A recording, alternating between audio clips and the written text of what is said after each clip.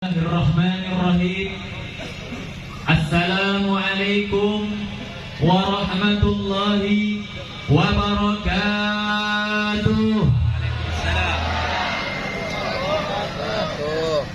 Alhamdulillah, alhamdulillahil ghawi sultanuh, al-wadihil burhanuh, al-mabsud fil wujud karamuhu wa ihsanuh.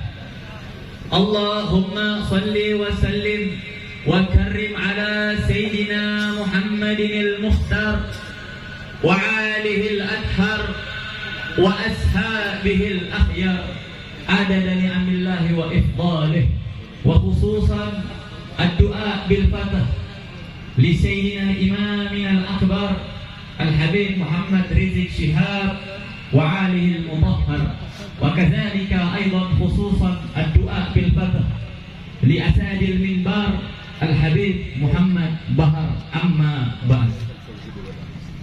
Yang saya cintai dan yang saya muliakan, wabil khusus kepada sahibul bait Kaisar Priadi, dan juga wabil khusus kepada seluruh panitia, seluruh para habaib al-habib Muhammad al-Attas, dan juga Habib Basim al-Habsyi, dan juga Habib Abdurrahman as-Segaf. Kita doakan semuanya, semoga Allah panjangkan umurnya, semoga Allah perbanyak rezekinya, semoga Allah teguhkan perjuangannya, Allah menangkan perjuangannya. Amin, amin ya rabbal alamin. Hadirin hadirat yang dirahmati oleh Allah subhanahu wa ta'ala, sebagaimana yang telah sama-sama kita ketahui, bahwasanya berkumpulnya kita pada malam yang mulia ini adalah semata-mata untuk memperingati Maulid Agung Baginda Nabi besar Muhammad sallallahu alaihi wasallam. Dan juga semenjak acara ini dimulai, kita telah sama-sama membacakan rawi Maulid yang tidak lain tidak bukan adalah berisi daripada sejarah perjuangan Baginda Nabi besar Muhammad sallallahu alaihi wasallam, atau dikenal juga dengan nama Siratun Nabawiyah. Hadirin hadirat yang dirahmati oleh Allah subhanahu wa ta'ala, Al-Imam Ibn Hazm Al-Zahiri, beliau pernah berkata di dalam kitabnya Al-Fasl fil Milal wal Ahwa'i wal Nihal, mengenai keutamaan untuk mempelajari sejarah perjuangan Baginda Nabi besar Muhammad sallallahu alaihi wasallam.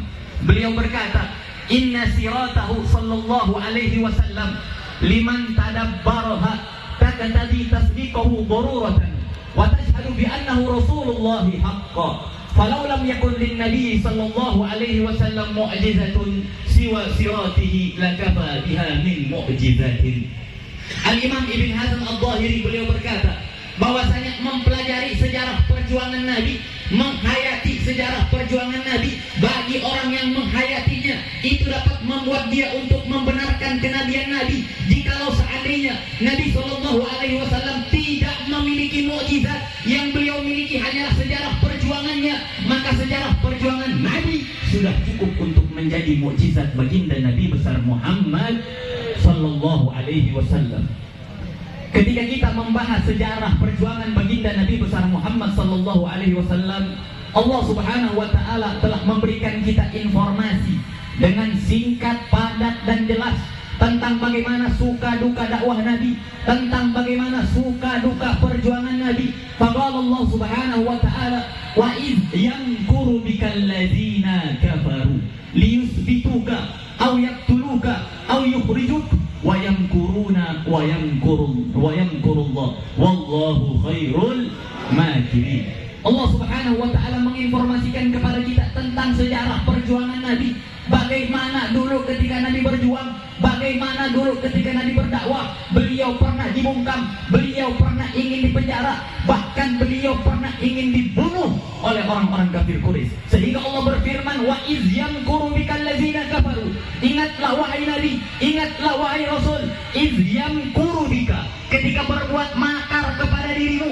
Siapa mereka yang berbuat makar kepada Nabi? Alladzina kafaru, yaitu orang-orang kafir, yaitu orang-orang musyrik. Untuk apa mereka berbuat makar kepada Nabi? Liyusbituka, tujuannya adalah adalah untuk membungkam dakwah Islam yang diperjuangkan oleh baginda Nabi besar Muhammad sallallahu alaihi wasallam. Liyusbituka aw yaqtuluka, atau bahkan mereka berbuat makar kepadamu wahai Nabi untuk membunuhmu, aw yukhrijuka, atau mengeluarkanmu dari kampung halamanmu. Wa yamkuruna, mereka berbuat makar kepadamu wahai Nabi. Wa yamkurullah, ingatlah Allah Subhanahu wa taala akan membalas perbuatan orang-orang yang makar. Wallahu khairul makirin. Dan Allah Subhanahu wa taala adalah sebaik-baiknya zat yang membalas perbuatan orang-orang yang berbuat makar.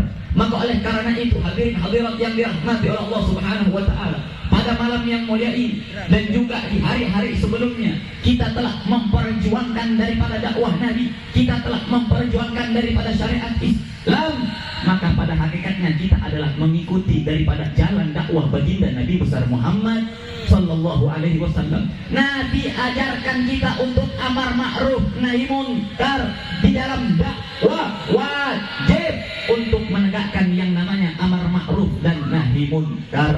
Kenapa demikian? Karena Allah Subhanahu wa taala berfirman di dalam Al-Qur'an, "Wal takun minkum ummatun yad'una ilal khair wa ya'muruna bil ma'ruf wa yanhauna 'anil munkar wa ulaika humul muflihun." Allah Subhanahu wa taala berfirman, "Wal takun," hendaknya ada minkum, dari golongan kalian, siapa? Ummatun, segolongan kelompok, segolongan umat, yad'una ilal khair, yang mereka mengajak manusia berbuat kebaikan, wa ya'muruna bil ma'ruf, dan mereka menegakkan kema'rufan, mereka menegakkan kebenaran, wa yanhauna 'anil munkar, dan mereka mencegah segala macam kezaliman, segala macam ketidakadilan, segala macam kemungkaran. Allah katakan orang yang menegakkan amar ma'ruf nahi munkar, ulaika humul muflihun. Mereka itulah orang-orang yang beruntung di dunia, juga mereka adalah orang-orang yang beruntung di akhirat. Hadirin hadirat yang dirahmati oleh Allah Subhanahu wa taala. Di dalam ayat ini Allah Subhanahu wa taala memakai lafaz wal takun, di situ ada lam. Lam di situ di dalam ilmu nahwu namanya sigot fi'il amr. Adalah sigot yang menunjukkan arti perintah. Sedangkan di dalam ilmu usul fikih ada suatu kaidah yang berbunyi al aslu alal amr yadullu alal wujub. Asal dari perintah yang datang dari Allah, asal dari perintah yang datang dari Nabi, itu hukumnya wajib. Sehingga para ulama dari salaf sampai khalaf, mutaqaddimin atau mutaakhirin atau muakhirin, mereka bersepakat, mereka ijma bahwasanya annal amr bil ma'ruf wan nahyi 'anil munkar wajibun qat'an bil ijma' bila khilaf. Bahwasanya menegakkan kebenaran, memperjuangkan keadilan, memperjuangkan perkara yang hak, dan juga melarang, mencegah dari segala macam kezaliman, mencegah segala macam kemungkaran, itu hukumnya wajib bil ijma'. Sehingga tidak ada lagi satupun ulama yang berkata bahwasanya amar ma'ruf nahi munkar hukumnya sunnah. Berarti amar ma'ruf nahi munkar hukumnya wajib apa tidak? Wajib apa tidak? Yang perintahin amar ma'ruf nahi munkar Allah apa bukan? Allah apa bukan? Perintah dari Allah wajib apa tidak? Berarti wajib tidak kita menegakkan amar ma'ruf nahi munkar? Wajib, saudara-saudara, wajib kita menegakkan amar ma'ruf nahi munkar. Yang namanya amar ma'ruf nahi munkar itu adalah suatu kesatuan yang tidak boleh dipisah-pisahkan, saudara-saudara. Tidak boleh kita memisahkan. Sudahlah, anak amar ma'ruf aja, anak nggak mau nahi munkar, anak mau cari aman. Nggak boleh, saudara-saudara. Yang namanya amar ma'ruf harus juga dibarengi dengan nahi munkar, mencegah segala macam kezaliman. Berarti kalau seandainya ada ulama yang bilang udahlah anak memerintahin manusia ngerjain kebaikan aja, tapi masalah nahi munkar tunggu dulu, anak nggak mau kalau masalah itu, entar di penjara, entar dikriminalisasi. Ini bukan ulama, saudara-saudara, ini ulama-ulamaan. Kenapa demikian? Karena yang namanya ulama, mereka tahu bahwasanya amar ma'ruf nahi munkar itu adalah suatu kesatuan yang tidak boleh dipisah-pisahkan. Bahkan Al-Habib Abdullah bin Alwi Al-Haddad, beliau berkata di dalam kitab An-Nasaihud Diniyah di bab amar ma'ruf nahi munkar, beliau berkata, la rukhsata li ahadin fi tarkil amr bil ma'ruf wan nahyi 'anil munkar, atau kama qala Al-Habib Abdullah bin Alwi Al-Haddad. Beliau Al-Habib Abdullah bin Alwi Al-Haddad beliau berkata, tidak ada bagi siapapun untuk yang namanya menegakkan kebenaran, untuk meninggalkan yang namanya menegakkan kebenaran dan mencegah kemungkaran. Nggak boleh bagi siapapun untuk menghilangkan, untuk tidak mengerjakan daripada amar ma'ruf nahi munkar. Maka oleh karena itu hadirin hadirat yang dirahmati oleh Allah Subhanahu wa taala, yang namanya dakwah tidak akan pernah jauh daripada yang namanya amar ma'ruf nahi munkar. Nah, maka kita kembali di sejarahnya Nabi. Bagaimana sih amar ma'ruf nahi munkarnya Nabi? Bagaimana sih dakwahnya Nabi? Bagaimana sih sejarah perjuangan Nabi di dalam memperjuangkan syariat Islam? Hadirin hadirat yang dirahmati oleh Allah Subhanahu wa taala. Ada 5 perkara, 5 inti daripada bagaimana sejarah, bagaimana perjuangan Nabi dulu ketika beliau memperjuangkan syariat Islam. Nabi SAW ketika beliau mendakwahkan Islam, ketika beliau memperjuangkan Islam, beliau dicaci maki, beliau dihina. Akan tetapi ketika beliau dicaci maki, ketika beliau dihina, Nabi SAW menjadikan cacian makian sebagai semangat untuk terus memperjuangkan syariat Islam. Beliau tidak menjadikan cacian makian sebagai api yang memadamkan perjuangan beliau, akan tetapi beliau menjadikan cacian makian sebagai api yang mengobarkan semangat beliau di dalam memperjuangkan amar ma'ruf dan nahi munkar. Jadi yang namanya cacian, makian, hinaan itu sudah dialami sama Nabi, saudara-saudara. Jadi jangan kita sibuk untuk ngurusin cacian makian daripada orang yang mencaci, melainkan cacian makian mereka tidak boleh kita down, tidak boleh kita hancur mental, melainkan ketika kita dicaci, ketika kita dimaki, tiru kita punya Nabi. Bagaimana ketika beliau dicaci maki, beliau selalu menjadikan cacian makian tersebut sebagai api yang mengobarkan semangat beliau.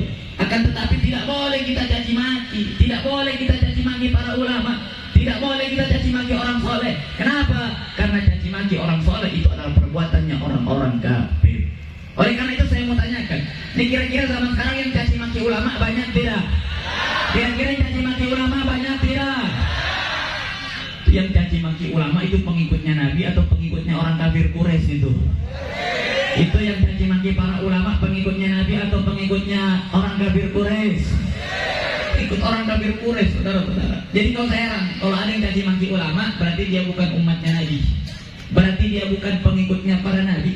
Kenapa? Karena Nabi SAW beliau pernah bersabda, al ulama warasatul anbiya.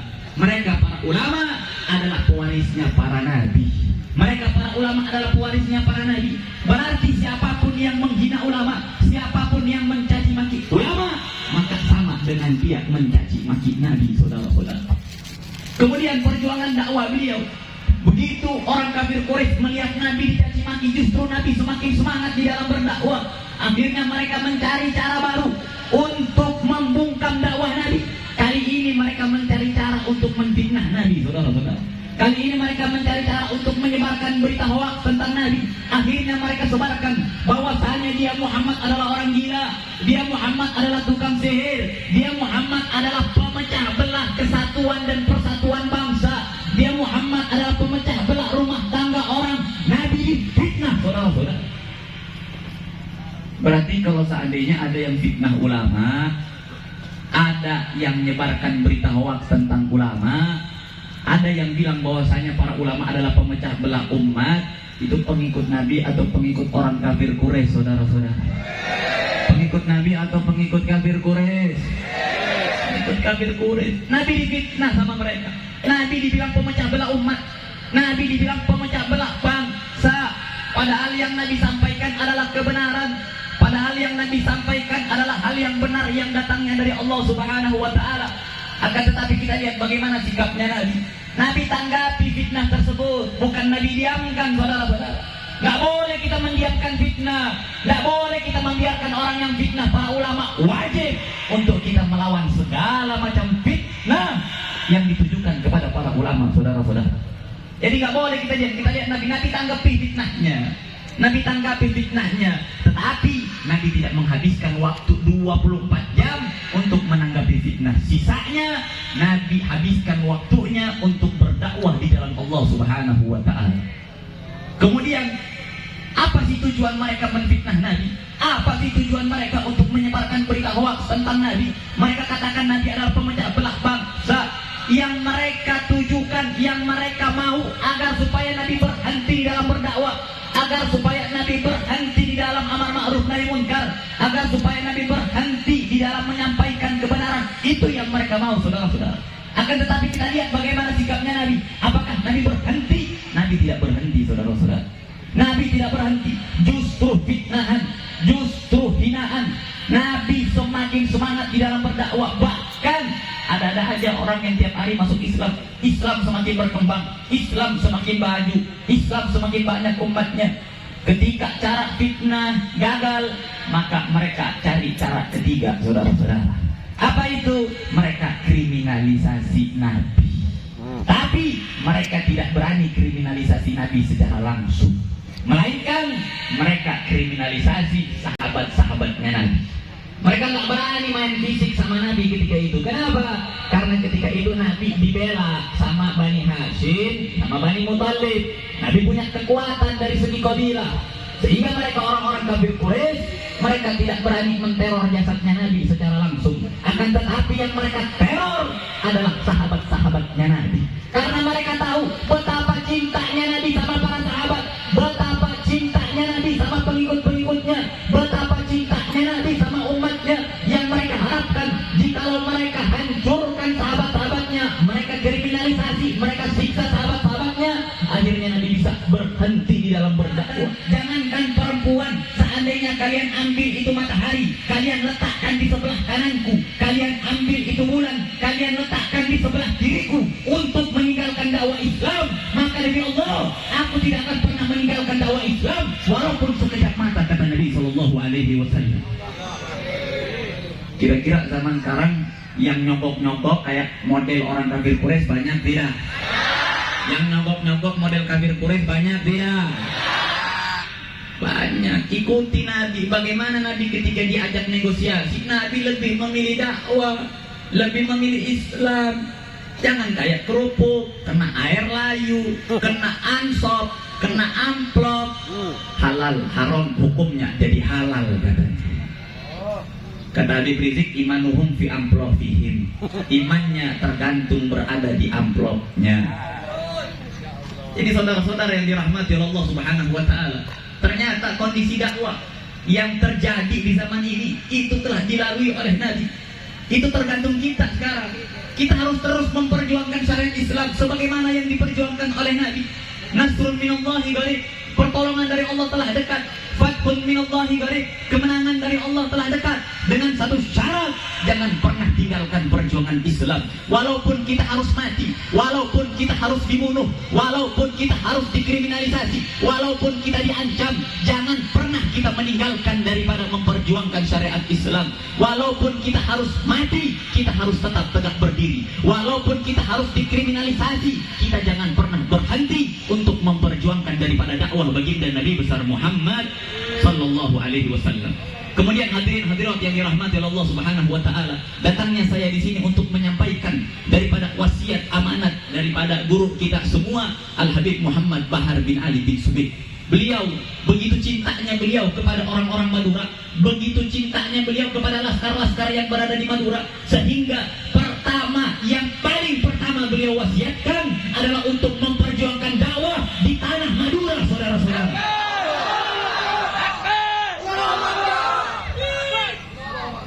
Betapa cintanya beliau, saudara-saudara. Yang pertama kali beliau wasiatkan, yang pertama kali saya dengar, beliau lebih dahulu memperjuangkan, lebih dahulu mewasiatkan agar supaya kalian orang-orang Madura, pemuda-pemudi Madura harus semakin semangat memperjuangkan Islam, harus semakin berani, tegar, tetap berdiri walaupun kita harus dikriminalisasi, saudara-saudara.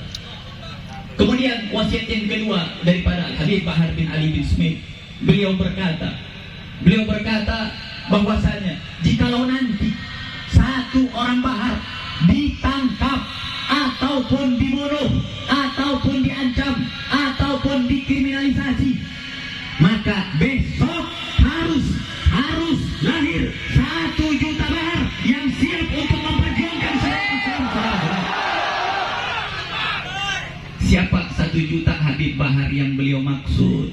1 juta bahar yang beliau maksud adalah pemuda-pemudi Islam, umat Islam yang senantiasa membela kebenaran, yang senantiasa menyampaikan perkara yang hak, yang senantiasa jihad fisabilillah, yang senantiasa jiwanya sebagaimana jiwa pejuangnya Habib Bahar. Itu yang dimaksudkan beliau 1 juta bahar, saudara-saudara.